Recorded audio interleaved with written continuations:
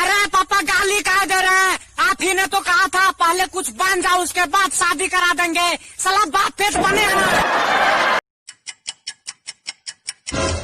अरे भैया कमला पसंद है क्या? अरे भैया कमला तो हमको बहुत पसंद है, लेकिन कमला को ससुरा हम पसंद नहीं है। कौन है रे? हम लोग सीआईडी वाले हैं, दरवाजा खोलो। काहे खोले? तुमसे कुछ बात करना है। तुम लोग कितना है? हम लोग 3 आदमी हैं। तो साले आपस से बात करो, मेरे पास टाइम नहीं है।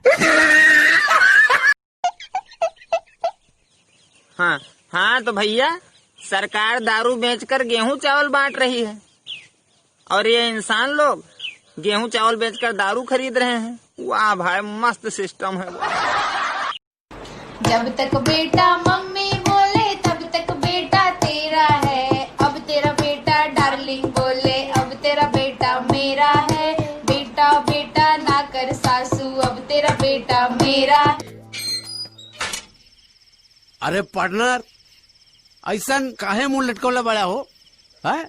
अरे तोरा खातिर नौकरी छूटल कौन बड़का बात बा? साहब बकलोले हुए कह रहे हैं ई टेंशन नौकरी के ना छोकरी के। क्या आपके पास गर्लफ्रेंड नहीं है? क्या पड़ोस की लड़की आपको लाइन नहीं देती? क्या लड़कियां आपको भाई कहती हैं? अगर आप इन सब से परेशान हैं तो लॉगिन करें www.heybhagwanuthale.com।